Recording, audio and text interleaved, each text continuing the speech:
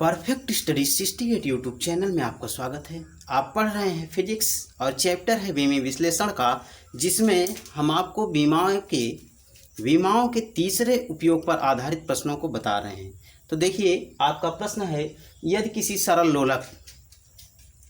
सरल लोलक का आवर्तकाल capital T, उसके गोलक के द्रव्यमान स्मॉल एम, धागे की लंबाई स्मॉल एल तथा गुरुत्वीय त्वरण स्मॉल जी पर निर्भर करता है। यानी आवर्तकाल जो है यह एम, एल और जी पर निर्भर कर रहा है। तो बीमी विधि से आवर्तकाल के लिए व्यंजक प्राप्त कीजिए। तो आवर्तकाल का व्यंजक क्या होगा, ये आपको प्राप्त करना है। तो देखिए, इसके सलूशन के लिए आप क्या करेंगे कि यहाँ सबसे पहले आप लिखेंगे टी की विमा। टी की विमा क्या होगी, आवर्तकाल की विमा जो होती है वह टी इनवर्स यानी 1 बटे आवृत्ति, तो यहाँ टी घाते -1 होगा। ठीक, आवर्तकाल का विमी सूत्र यह जो है, आवर्तकाल क्या होता है 1 बटे आवृत्ति, और 1 बटे आवृत्ति से यह आवर्तकाल का विमी सूत्र आपका प्राप्त हो जाएगा। आवर्तकाल का 1 बटे आवृत्ति होता है, और यहाँ से 1 बटे आवृत्ति से आवृत्ति का क्या होता है टी इनवर्स। ठीक, आवर्तकाल का टी होगा, आवृत्ति का टी इनवर्स होता है, तो आवर्तकाल का क्या हो जाएगा टी, आवर्तकाल की विमा टी होगी। इसके बाद द्रव्यमान यानी यम की विमा ये आपकी हो जाएगी कैपिटल एम। फिर यल की विमा, यल क्या है लंबाई है, तो इसकी विमा कैपिटल एल। फिर गुरुत्वीय त्वरण यानी जी की विमा।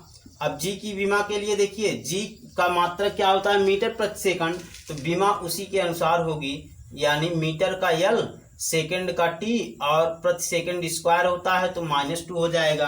अब देखिए, यह आपका आप लिखेंगे कि माना आवर्तकाल कैपिटल टी,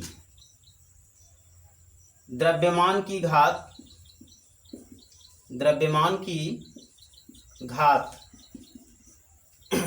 द्रव्यमान यम की घात ए, कामा लंबाई यल की घात बी, लंबाई स्मॉल यल की घात स्मॉल बी, तथा गुरुत्वीय त्वरण स्मॉल जी की घात सी पर निर्भर करता है।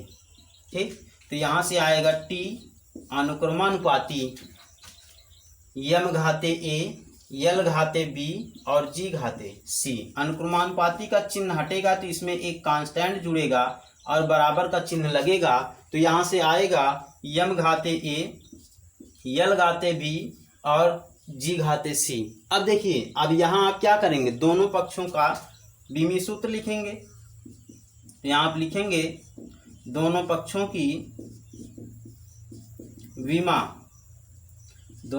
की विमा लिखने पर,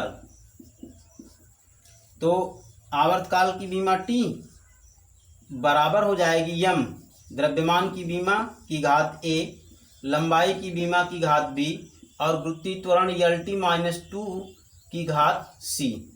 और यहाँ से टी घाते 1 रहेगा। हाँ, इसके पहले देखिए, अब यम और यल नहीं है, तो यम घाते 0, यल घाते 0 हम इसमें लिख सकते हैं। और यहाँ आपका हो जाएगा यम घाते ए, यल घाते बी यहाँ है, यल घाते सी यहाँ है, तो यल घाते हो जाएगा बी प्लस सी, और टी घाते -2 की घात सी है, तो कितना हो जाएगा टी घाते -2 सी।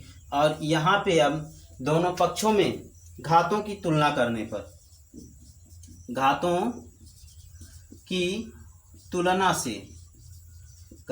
तुलना से आपको क्या मिलेगा, यहाँ कि घातों की तुलना से मिल रहा है यम घाते 0 और यम घाते ए, यानी ए बराबर 0।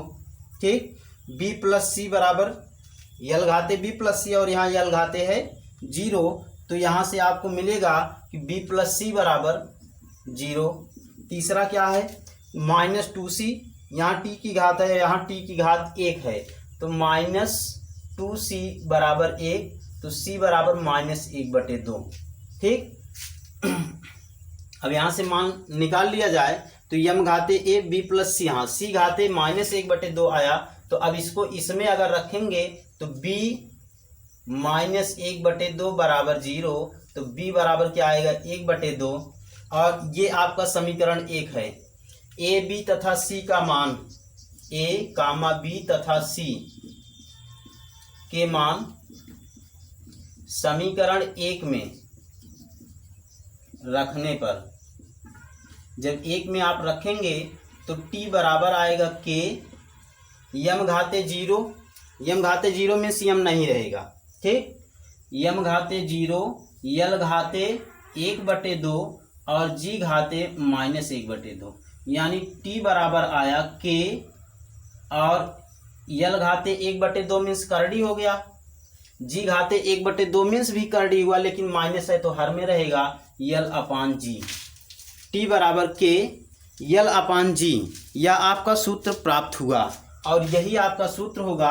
अब यहाँ देखिए, अगर आपको कांस्टेंट पता है कि गुरुत्वीय त्वरण जी में कांस्टेंट का मान कितना होता है तो आप लिखेंगे, अन्यथा आप के रूप में ऐसे ही छोड़ देंगे।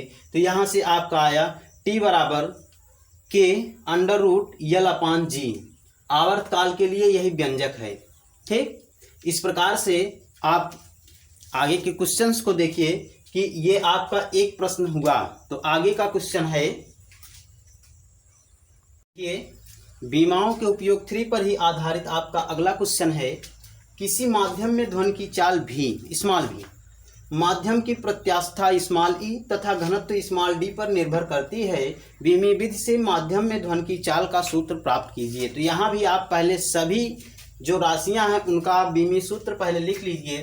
तो यहाँ से v की बीमा ये तो आपका सीधे सीधे यल टी पावर -1, क्योंकि मीटर प्रति सेकंड इसका मात्रक होता है। इसके बाद ई की बीमा, ई क्या है प्रत्यास्थता, और प्रत्यास्थता होती है प्रतिबल बटे, प्रत्यास्थता जो होता है, प्रत्यास्थता होता है प्रतिबल बटे विकृत, और प्रतिबल बटे विकृत जो है ये विमाहीन राशि है। प्रतिबल बटे विकृत में आपका यम यल -1 टी पावर -2 हो जाएगा। ये ई की बीमा, यह हो जाएगा यम यल -1 टी पावर -2। इसके बाद तीसरा जो आपका बच रहा है डी की बीमा। डी मीन्स घनत्व है, और घनत्व का होता है द्रव्यमान बटे आयतन, और द्रव्यमान मीन्स यम, आयतन मीन्स यल पावर 3, तो हर में है तो -3, यम यल -3 हो गया। अब देखिए इसके सलूशन में आप क्या करेंगे, उसी तरह से आप यहाँ भी मानेंगे कि माना v e की घात a स्मॉल a तथा d की घात स्मॉल b पर निर्भर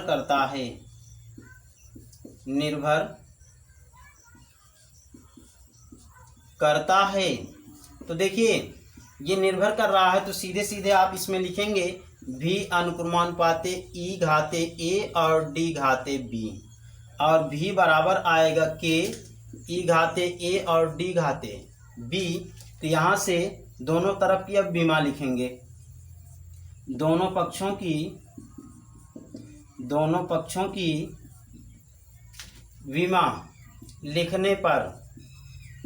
बीमा लिखने पर आप क्या पाएंगे कि यल टी पावर -1 ये वेग की बीमा हो गई, के कांस्टेंट है उसकी कोई बीमा नहीं होगी, ई की बीमा यहाँ है यम यल -1 टी पावर -2, और डी की बीमा हो जाएगी यम यल -3, और यहाँ से आपका आएगा L T power -1 equal M square M की घात 2 यल -1 -3 -4 और टी पावर -3, इतना आपका हुआ। तो इस प्रकार से आपने सबकी बीमा को लिखा। अब देखिए यहाँ से घातों की तुलना कर लीजिए। घातों की तुलना से आपको मिलेगा कि यम की घात यहाँ 2 है, तो 2 में आपका एक चीज़ छूट गया है, a और b, यहाँ आपका 2b हो जाएगा, और यहाँ यल वाले में हो जाएगा -a और -3b, और टी वाले में हो जाएगा -2a। ठीक, अब a और b का मान निकालना है, तो यहाँ से देखिए 2b बराबर 0, क्योंकि यम की घात यहाँ कुछ नहीं है, यहाँ यम घाते आप 0 लिख सकते हैं, यम घाते 0, तो यम की घात 0 है तो 2b का मान 0 हुआ। फिर दूसरा आपको मिल रहा है -a -3b इक्वल यल की घात है और यहाँ यल की घात 1 है। फिर तीसरे में टी की घात की तुलना करनी है तो -2a बराबर -1, तो a बराबर 1/2 हो गया, इसी में रख दीजिए। -1/2 -3b इक्वल 1। अब यहाँ हल करेंगे तो आपका आएगा कि 1/2 को उधर ले जाएंगे, -3b इक्वल 1 + 1/2, -3b इक्वल 3/2, तो b इक्वल -1/2। ठीक, 3 उधर जाएगा -3, यानी ये आपका होगा 3/2 गुणे -3, 3 से 3 कटेगा तो यहाँ से b का मान क्या आएगा -1/2, और यही मान हम समीकरण 1 या बनाएंगे, इसी में रखेंगे। a, b का मान समीकरण 1 में रखने पर तो आपको मिलेगा v बराबर k ई घाते a मीन्स कितना है, a मीन्स 1/2 और d घाते -1/2, यानी v बराबर हो जाएगा k √e/d। यही आपका वेग का व्यंजक है, ध्वनि की चाल का व्यंजक है, यह प्रत्यास्थता और घनत्व के संबंध में e/d होगा। तो आप इसके बाद देखें अगला क्वेश्चन।